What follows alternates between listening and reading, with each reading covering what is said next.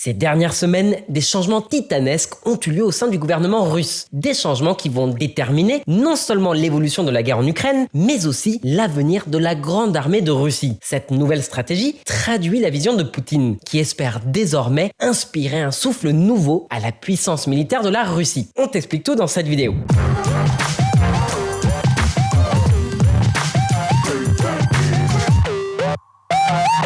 S'il n'est pas passé inaperçu, l'événement de l'année sur la scène politique russe a quand même été sous-médiatisé. On parle du changement de ministre de la Défense en Russie. Le 12 mai, Sergueï Shoïgu, l'homme de confiance de Poutine, en charge de son armée depuis le début de la guerre, a été viré.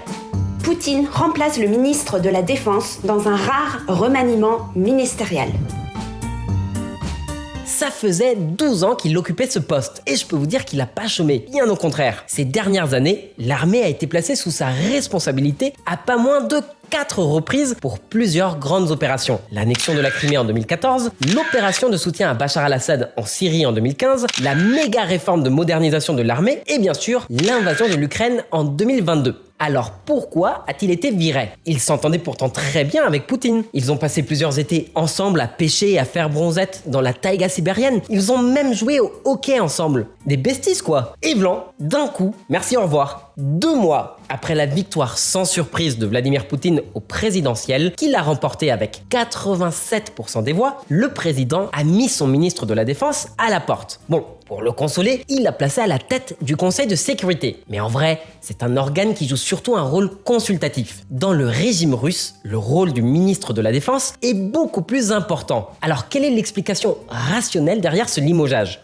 Pour l'heure, on a plein de théories qui circulent. L'une d'elles suggère même que Shoïgu pourrait être impliqué dans un énorme scandale de corruption.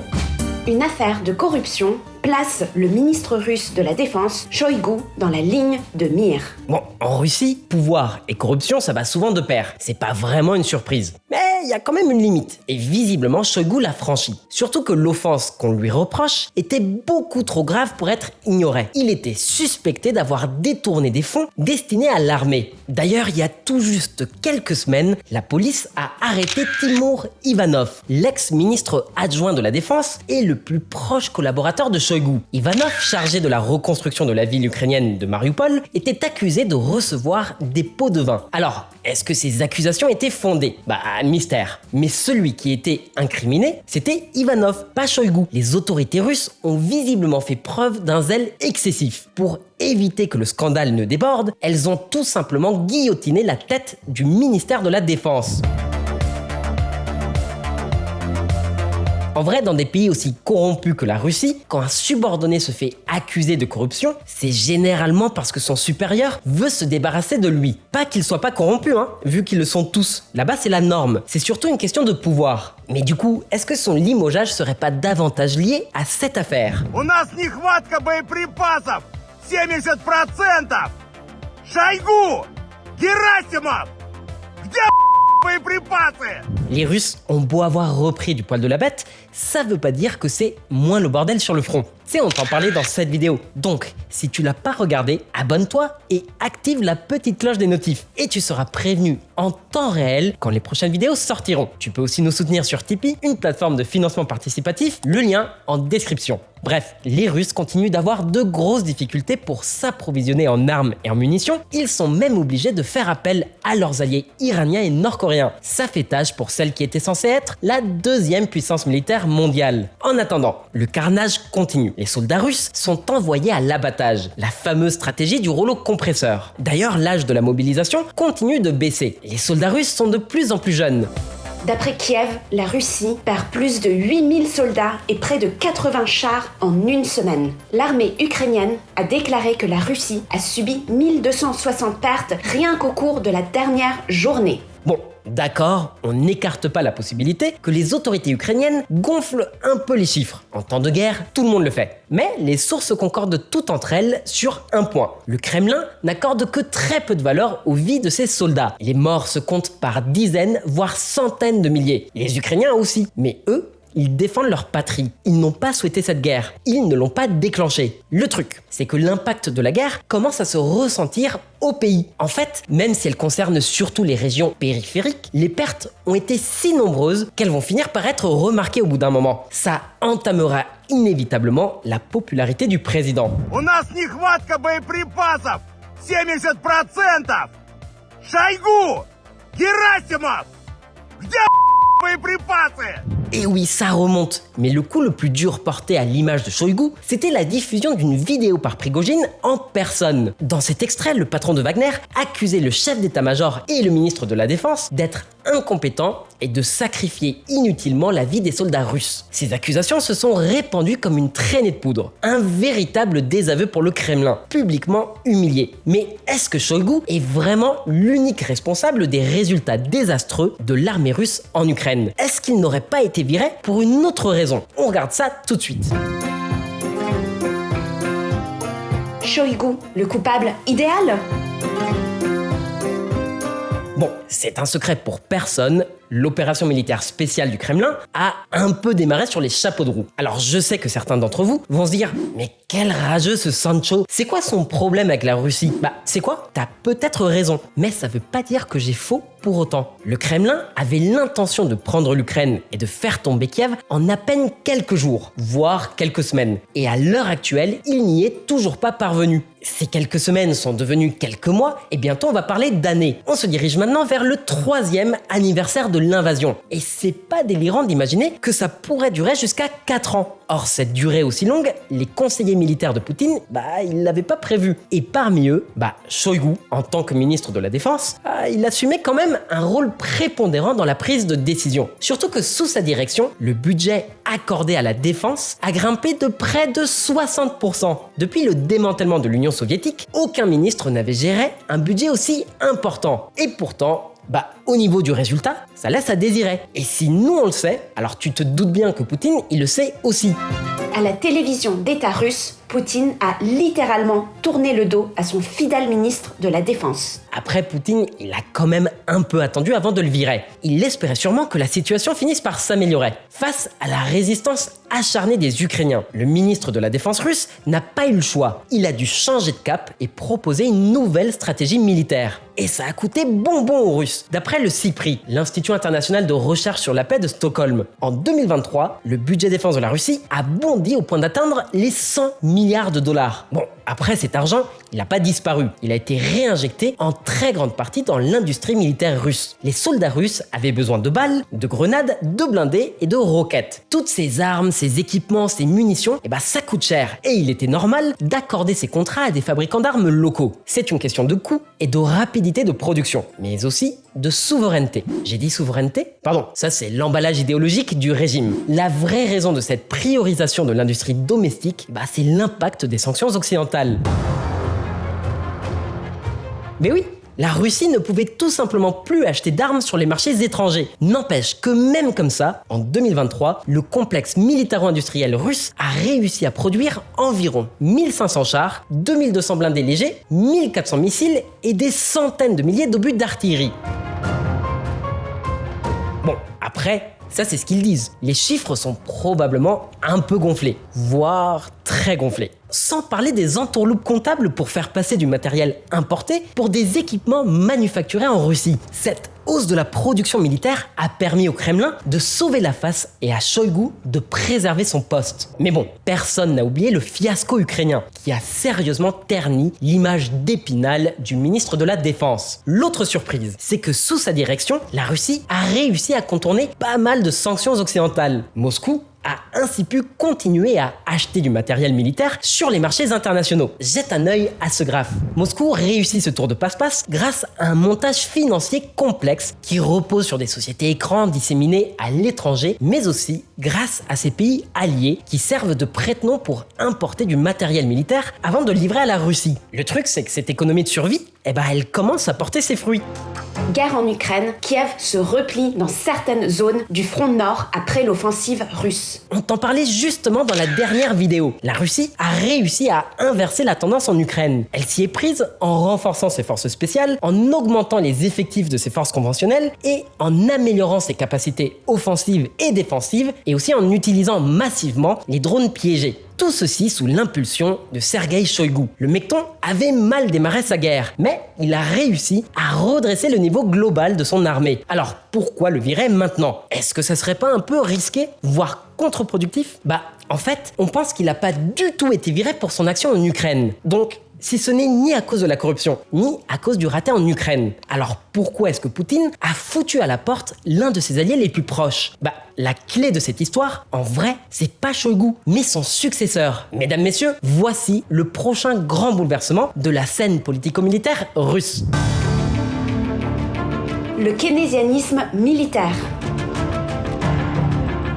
Je vous présente Andrei Belousov. Jusqu'à il y a quelques semaines, il était vice-premier ministre de la Fédération de Russie, poste qu'il occupe depuis 2020. À présent, il sert comme ministre de la Défense. Belousov a une importance significative dans l'appareil d'État, mais pas forcément en lien avec la défense. Alors c'est qui ce type? Il sort d'où? L'armée? Les renseignements? Et non, que nenni, Belousov est un économiste. Chelou, hein? En pleine guerre pour la survie de son régime, Poutine a décidé de remplacer un général galonné et expérimenté par un économiste à la tête du ministère de la Défense. Alors pourquoi choisir une personne issue de la société civile, un technocrate, un chercheur en économie, plutôt qu'un militaire?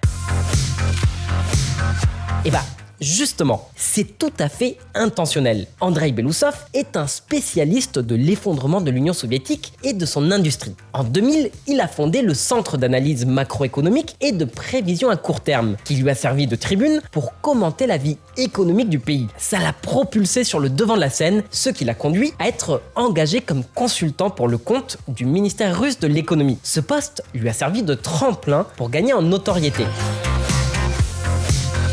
Bref, Poutine n'a pas toujours été le brillant stratège que certains semblent penser. Mais on avoue que sur ce coup-là, il nous a bluffé. En fait, une grande partie des recherches de Belousov se sont concentrées sur l'industrie nationale et son manque de compétitivité. C'est le talon d'Achille du complexe militaro-industriel russe et plus largement de l'ensemble de l'économie du pays. Or, c'est précisément sur ce point que les compétences de Belousov sont cruciales. Surtout maintenant que le pays doit apprendre à tourner sans avoir accès aux marchés occidentaux, notamment pour ses besoins technologiques. Mais pourquoi choisir ce moment précis pour opérer un virage à 180 degrés dans le leadership militaire alors que les pertes au front sont très conséquentes? Déjà parce que Poutine n'aurait jamais imaginé que la guerre allait durer aussi longtemps. Ensuite, parce que, après le plantage initial, il fallait absolument stabiliser le front et réorganiser les effectifs, en procédant à des redéploiements et en renforçant les lignes défensives. Or, une tâche de cette nature doit être supervisée par un militaire. Maintenant que cet objectif a été atteint, la Russie est prête à entrer dans une nouvelle phase, résister aux longues années de conflits qui entraîneront inévitablement une contraction de l'économie. Et pour ça, elle doit rentrer en économie de guerre. La Russie a déjà entamé les démarches en ce sens. Sauf que c'est pas une mue qui se fait du jour au lendemain. Tu vois où je veux en venir ou pas? C'est précisément là qu'un économiste entre en jeu. Poutine a fini par comprendre qu'une guerre, ça ne se gagne pas uniquement sur le champ de bataille. Il ne s'agit pas seulement de supériorité militaire sur l'ennemi. Au-delà du rapport de force, il faut être en mesure d'approvisionner ses troupes en armes, en vivres et en munitions, entre 1000 autres considérations. Le changement de leadership au ministère de la Défense indique que le président russe se prépare à de nombreuses années de guerre supplémentaires. La priorité de Poutine est la guerre d'usure est gagnée par l'économie. Alexandra Prokopenko, ancienne conseillère à la Banque centrale de Russie sur X. Sur ce coup, Poutine a vu juste. S'il veut sauver sa tête, il doit gagner la guerre. Et pour la gagner, il doit mettre toute l'économie du pays au branle-bas de combat. Après, c'est pas très compliqué. La Russie étant soumise à un régime autoritaire, le Kremlin peut imposer à peu près n'importe quelle décision à son secteur privé. Pour Pour l'heure, Poutine se fiche de l'impact de ses décisions sur la population russe. À ses yeux, qu'importent les difficultés quotidiennes que devront affronter les Russes. À présent, cette guerre d'usure n'a plus qu'un seul objectif: forcer l'ennemi à capituler ou à négocier. Pour ça, il faut fatiguer l'opinion publique occidentale, celle-là même qui élit des dirigeants plus ou moins pro-russes en fonction des prix de l'énergie. J'en profite pour glisser un petit coucou au RN et à la LFI. Mais le meilleur exemple du tarissement du soutien occidental à la lutte en Ukraine, c'est pas en Europe qu'il faut le chercher, mais en Amérique du Nord, aux États-Unis plus précisément. On t'en parlait dans cette vidéo, mais on va quand même te rafraîchir la mémoire. Pendant plusieurs mois, l'aide états-unienne a été suspendue parce que le Congrès US n'arrivait pas à se mettre d'accord sur le budget et par conséquent sur la poursuite ou non du soutien militaire aux Ukrainiens. En fait, les républicains ont utilisé la guerre en Ukraine pour faire pression sur le camp démocrate. Leur objectif, fermer les frontières avec le Mexique face à la pression migratoire toujours plus importante. Sauf qu'à mesure que les jours s'écoulaient et devenaient des semaines puis des mois, l'armée ukrainienne subissait de lourdes pertes, faute de munitions, et reculait un peu plus tous les jours. Forcément, à force d'être assénée d'un discours républicain proche de la ligne trumpiste et donc des intérêts de Moscou, l'opinion publique nord-américaine a commencé à vaciller.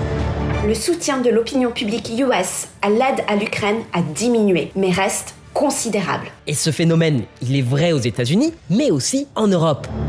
Au cours des 2 dernières années, le soutien à l'action de l'Union européenne liée à la guerre a diminué par rapport au printemps 2022. L'aide humanitaire reste la plus populaire, en baisse de seulement 3 points. Le soutien à l'aide financière et militaire a diminué respectivement de 9 et 8 points. Surtout que d'ici quelques jours, la France, qui est actuellement le poids lourd de la politique européenne, face à une Allemagne chancelante, pourrait bien se retrouver avec un parti pro-russe à la tête du gouvernement. Donc, d'un point de vue stratégique, Poutine a raison de miser sur le long terme. S'il veut gagner cette guerre d'usure, son meilleur pari est d'éroder la détermination des dirigeants européens et le soutien de l'opinion publique occidentale à l'Ukraine. D'où la nomination à la tête du ministère de la Défense d'Andrei Belousov. Après, la tâche qui attend le nouveau ministre de la Défense est considérable. Belousov va devoir réformer toute l'industrie militaire russe en pleine guerre d'usure. C'est comme si t'étais un serveur à l'heure du déj et qu'il y avait le feu en cuisine. Et pour avoir exercé ce métier, je t'assure que j'exagère pas quand je dis que c'est compliqué.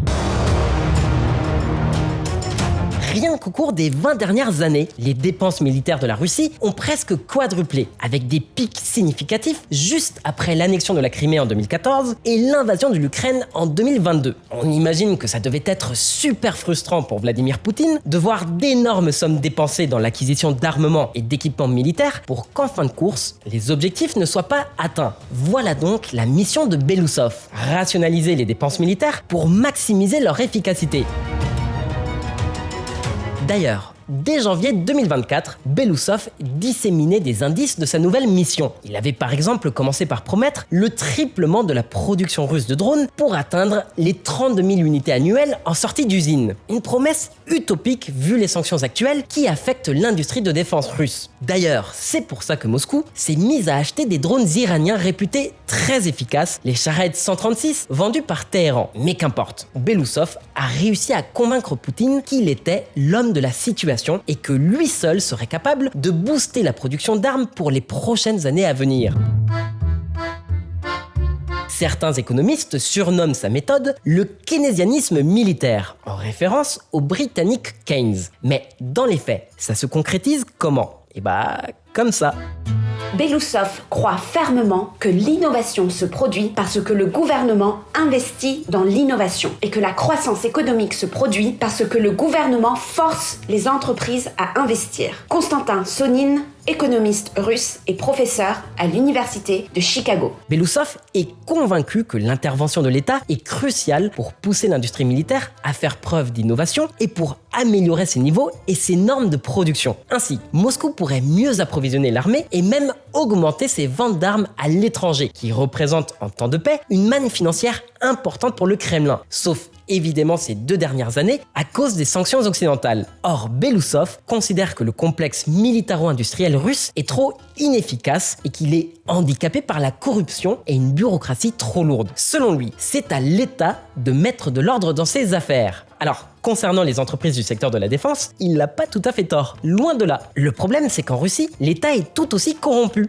sinon plus. Mais ça fait partie des défis à relever. Belousov est aussi un fervent défenseur du principe de la souveraineté technologique, une idée qu'il prône depuis bien avant le début de la guerre en Ukraine. Pour le nouveau ministre, il est absolument essentiel de réduire la dépendance du pays à l'égard des missiles nord-coréens et des drones iraniens, ainsi que de remplacer la tech importée de l'étranger par des composants produits localement. Voilà, maintenant, vous captez pourquoi Shoigu a été remplacé. Après, ça reste la Russie, hein. Belousov est un technocrate et c'est pas dit que son bilan sera meilleur que celui de Shoigu en termes de corruption et de trafic d'influence. C'est un problème structurel. En Russie, rien ne se fait sans graisser la patte de quelqu'un. Le truc, c'est que cette nouvelle donne ne concerne pas que l'Ukraine, elle nous concerne nous aussi. L'armée russe se prépare déjà à sa prochaine guerre. Un haut général polonais confirme les préparatifs russes en vue d'un conflit avec l'OTAN. Le regard de Poutine est braqué sur un horizon beaucoup plus lointain. Il veut que son armée soit capable de rivaliser avec celle de l'OTAN. C'est un défi titanesque, surtout vu l'état actuel des forces armées russes, décimées après 2 longues années de guerre en Ukraine. Leur arsenal est bien entamé et il reste pas vraiment de stock de leurs meilleurs armements. Ok. À faire plier, Andrei Belousov est-il réellement capable de redonner à l'armée russe ses lettres de noblesse? Toi, t'aurais fait quoi à la place de Poutine? On verra bien ce que l'avenir nous réserve. Mais un truc dont tu peux être sûr, c'est qu'on te tiendra au courant sur Diplo. Donc abonne-toi, like et partage, et à bientôt pour plus d'actu internationales. Paka et das vidania.